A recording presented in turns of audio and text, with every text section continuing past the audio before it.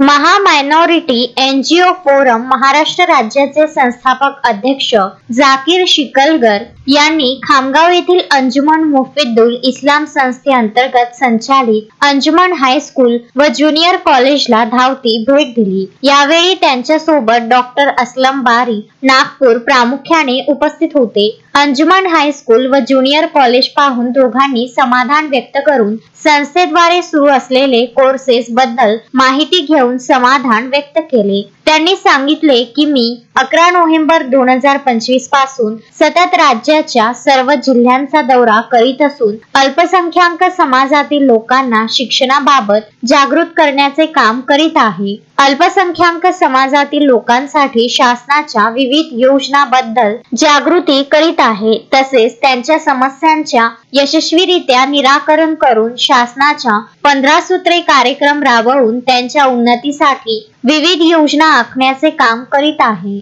मी Zakir शिकलगर महामायनॉरिटी NGO forum या राज्यस्तरीय संस्थेचा संस्थापक अध्यक्ष। आमची संस्था ही अल्पसंख्याकांच्या उन्नतीसाठी 2018 पासून काम करत आहे। याच्यामध्ये आम्ही महाराष्ट्रातील सर्व अल्पसंख्याक सामाजिक संस्थांना एकत्रित करत आहोत। 500च्या वरती सामाजिक संस्थांना आम्ही एकत्रित करण्यात आणि महाराष्ट्राच्या 36 जिल्ह्यामध्ये नेटवर्क करण्यात यशस्वी झालेलो आहोत।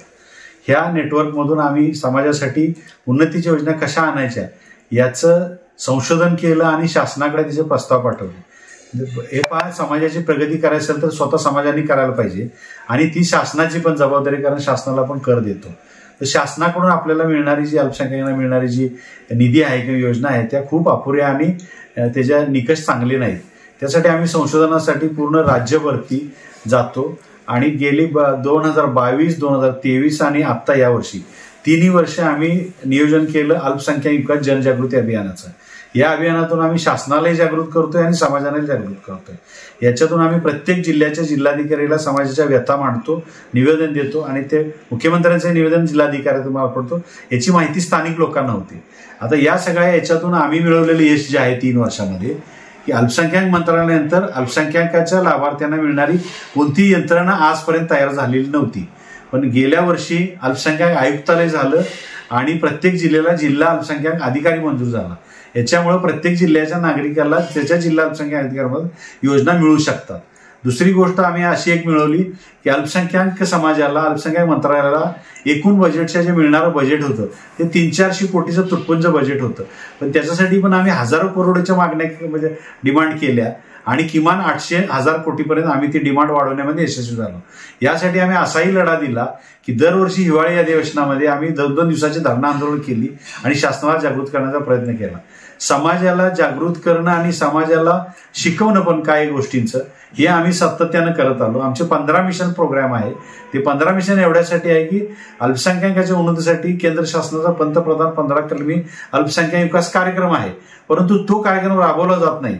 म्हणून आम्ही दोन शासनाचा आणि समाजाचा आमचा असा समाजाचा 15 कलमी मिशन प्रोग्रामही बनवलाय आणि त्याच्याद्वारे समाजाच्या शैक्षणिक, आरोग्याच्या, कायद्याच्या, वक्फच्या सगळ्या गोष्टींवरती आम्ही काम करतो। आणि आता या वर्षीचा आमचा दौरा 11 नोव्हेंबर मौलाना जयंतीपासून सुरू झाला नागपूरहून। आता हा जिल्हा आता 6-7 जिल्हे करून आम्ही आता बुलढाणा जिल्ह्यात आलेलो आहोत। सोमवारी आम्ही बुलढाणा जिल्हाधिकाऱ्यांना निवेदन देणार आहे आणि असा दौरा आमचा 18 डिसेंबर अल्पसंख्याक हक्क दिनापर्यंत पूर्ण राज्याचा दौरा होणार आहे। 15-16 डिसेंबरला आम्ही धरणं आंदोलन करणार आहे। 18 डिसेंबर अल्पसंख्याक हक्क दिन प्रशासनाबरोबर नागपूरमध्ये साजरा करणार आहोत आणि अल्पसंख्याक हक्क दिन ही एक संकल्पना संयुक्त राष्ट्रसंघाने दिलेला आदेश आणि निर्देश याच्यानुसार अल्पसंख्याक हक्क दिन साजरा केला पाहिजे। त्यांच्या समस्या शासनानं ऐकून घ्यायचा हक्काचा दिवस आहे, पण शासन त्याला हरताळ फासतं आणि अशा अल्पसंख्याक हक्क दिनासाठी आम्ही गेली 4 वर्ष सातत्यानं लढा देतोय। गेल्या वर्षी 24 जिल्ह्यामध्ये अल्पसंख्याक हक्क दिन छोट्या मोठ्या प्रमाणात साजरा करण्यामध्ये पण आम्ही यशस्वी झालोय आणि अजूनही यावर्षी 36 जिल्ह्यामध्ये साजरा झाला पाहिजे यासाठी आम्ही शासनाकडे वारंवार तक्रार करून गेल्या महिन्यात एक शासन निर्णय आम्ही केलेला आहे। त्या शासन निर्णयाचा जो जिल्हाधिकारी हा अल्पसंख्याक दिन साजरा करणार नाही त्याच्यावर कारवाई पण होणार आहे आणि त्याच्यासाठी आम्ही प्रयत्नशील आहोत आणि अल्पसंख्याकांच्या समाजाच्या ज्या समस्या आहेत त्या संशोधनासाठी टाटा इन्स्टिट्यूट ऑफ सोशल सायन्सच्या धर्तीवर आम्ही आता आमच्या ऑक्टोबरच्या वार्षिक अधिवेशनामध्ये minority institute for social science अशी एक संस्था आम्ही निर्माण केली आता समाजाचा सगळीकडनं जर विचार केला तर शिक्षणामध्ये प्रगती झाल्याशिवाय होणार नाही. त्यामुळे आमचं यावर्षी आता शिक्षणावरती आम्ही भर देणार आहे. शासनाच्या स्कॉलरशिपच्या योजना असतील, शैक्षणिक कर्ज असतील किंवा समाजातून शिकणाऱ्या मुलांना मदत केली पाहिजे. शासकीय नोकरी जास्तीत जास्त विद्यार्थी यावे यासाठी आमच्या योजना आम्ही स्वतःच्या योजना बनवल्यात. अनेक एनजीओजना आम्ही मार्गदर्शन करतो आणि त्यांच्या योजनांमध्ये बदल करतो. शासन समाजाने असं सर्वांगीण विकासासाठी अल्पसंख्याकांचा आम्ही प्रयत्न करतोय आणि यासोबत आम्ही फक्त अल्पसंख्याकांचं नाही, इतर समाजाला सुद्धा आमच्या यथाशक्ती त्यांना मदत करणार आहोत. येत्या वर्षी आता आमचा जानेवारीला 24 आणि 25 जानेवारीला आम्ही 2 दिवसाची शैक्षणिक अधिवेशन, शैक्षणिक चर्चासत्र परिषद ही आयोजित नागपूरमध्ये करत आहोत. कारण विदर्भामध्ये अल्पसंख्याकांच्या शाळांचं मोठं प्रमाण आहे आणि अल्पसंख्याक शाळांचं भविष्य, अल्पसंख्याक शिक्षकांचं भविष्य खूप अंधारात आहे. आणि समाज जर सुधारायचा असेल तर आपल्याला नाविन्यपूर्ण उपक्रम, जागतिक स्पर्धा करायला पाहिजे. आम्ही जागतिक दर्जाचं शिक्षण काय असू शकतं याचेही आम्ही त्या अधिवेशनामध्ये आम्ही लोकांना जागृत करणार आहोत आणि मार्गदर्शन करणार आहोत. आमचा दौरा आता बुलढाणावरून आता जळगाव वगैरे असं करत पूर्ण नागपूर ते पूर्ण राज्य नागपूर असा दौरा आमचा आहे. 15 व 16 डिसेंबरला धरणे आंदोलन करून नागपूर येथे अधिवेशनामध्ये अल्पसंख्याकांचे प्रश्न त्यांनी उठविले. ते म्हणाले की 17 नोव्हेंबर 2025 ला बुलढाणा येथे जिल्हाधिकारी यांना मोमेंटम देणार आहे. डॉक्टर असलम बारी हे त्यांच्यासोबत जनजागृती करण्याचे काम करीत आहे. मैं डॉक्टर असलम बारी, महा माइनॉरिटी एनजीओ फोरम का कार्याध्यक्ष हूँ. मैं आपके माध्यम से शासन, प्रशासन और समाज के सामने कुछ मुद्दे ले आना चाहता हूँ. हम लोग समाज में जन जागृति का काम कर रहे हैं. सरकार किसी की भी हो, उस सरकार का कर्तव्य है कि वो अपने सभी नागरिकों का सम्मान करे, मान सम्मान करे और सबको समान न्याय दे. ये हमारा संविधान भी कहता है. लेकिन वास्तविकता ये है कि सरकार सिर्फ घोषणा करती है, ग्राउंड लेवल पर उसका इम्प्लीमेंटेशन नहीं होता है. सरकार ने अनेक जगह पर माइनॉरिटी गर्ल्स हॉस्टल बनाने की घोषणा की. कुछ जगह पे हॉस्टल बने हैं, लेकिन वास्तविकता यह है कि पिछले 5 सालों से उस हॉस्टल में कोई भी विद्यार्थियों का प्रवेश नहीं हुआ है. बड़ी संख्या में वो गर्ल्स हॉस्टल बंद पड़े हैं या किसी और काम में यूज किए जा रहे, उपयोग में लाए जा रहे हैं.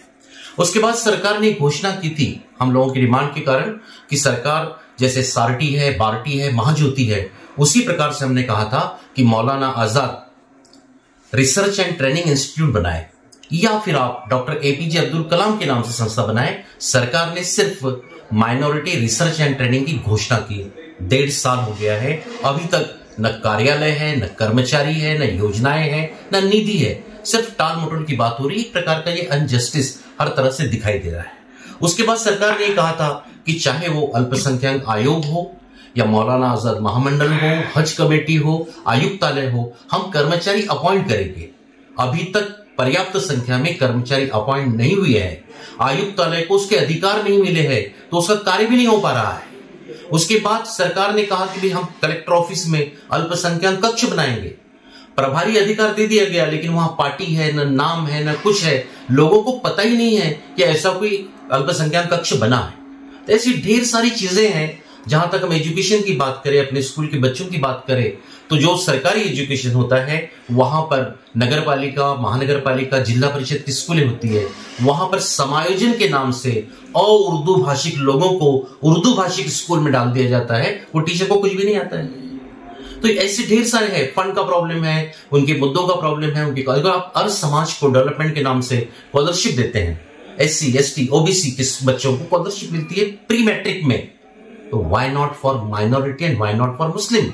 ये आना चाहिए. समाज का डेवलपमेंट सब तरफ से होना चाहिए. सभी समाज को न्याय मिले, दिखना चाहिए. हम इसी प्रकार का जो अन्याय है, पक्षपात है, हम वो सरकार के सामने रखते हैं. हम अपने समाज को भी जागरूक करते हैं और जाकिर शिकलगर साहब के नेतृत्व में हम अवेयर का काम कर रहे हैं. हम किसी समाज से संघर्ष नहीं चाहते, हम किसी सरकार से संघर्ष नहीं चाहते, लेकिन संविधान के दायरे में एक नागरिक के रूप में जो अधिकार अन्य लोगों को मिलते हैं वो माइनॉरिटी को भी मिलना चाहिए. और जो नेतागण है, जो मंत्रीगण है, जो सरकार है, जो प्रशासन है, वो कार्यवाही करे, वो उदासीनता का चोला पहन के ना बैठे. इसके लिए हम लोग प्रयास करते हैं. समाज का बहुत हमको सहयोग मिल रहा है. पूरे महाराष्ट्र से बुद्धिजीवी लोग हैं, शैक्षणिक लोग हैं, नेतागण हैं, वे हमारे कामों की तारीफ कर रहे हैं. क्योंकि हम ये अपने लिए नहीं करते हैं, हम पूरे समाज की बात करते हैं और संविधान के दायरे में करते हैं. तो आपके माध्यम से भी हमारा अनुरोध है, जहां तक आपकी आवाज जा रही है, आपका संदेश जा रहा है, उन सब से हमारा अनुरोध है कि ये मिशन समाज के उत्थान का, समाज के विकास का है. तो इसमें आप लोग अपनी तरफ से हमें सहयोग दीजिए, मदद कीजिए, और अगर आप ज्यादा कुछ नहीं कर सकते तो कम से कम इन लोगों को आशीर्वाद दीजिए। यही हम आपके नाम से पैगाम देना चाहते हैं। शुक्रिया, धन्यवाद। मोहम्मद फारूक, विदर्भ न्यूज, खामगांव। श्रद्धा फैमिली शॉपिंग में जाएंगे हम सभी, साड़ियों की नई डिजाइन देखो यहीं से लाएंगे। श्रद्धा फैमिली शॉपिंग में जाएंगे हम सभी, लेडीज जेंट्स बच्चों की हर फैशन लाएंगे सभी। फैशन के सफर में आप भी आगे ही आगे बढ़ते चलिए, क्योंकि बिजीलैंड का सबसे बड़ा आलीशान भव्य showroom Shraddha family shopping and mall, Busyland complex, Nandgaon Peth, Amravati.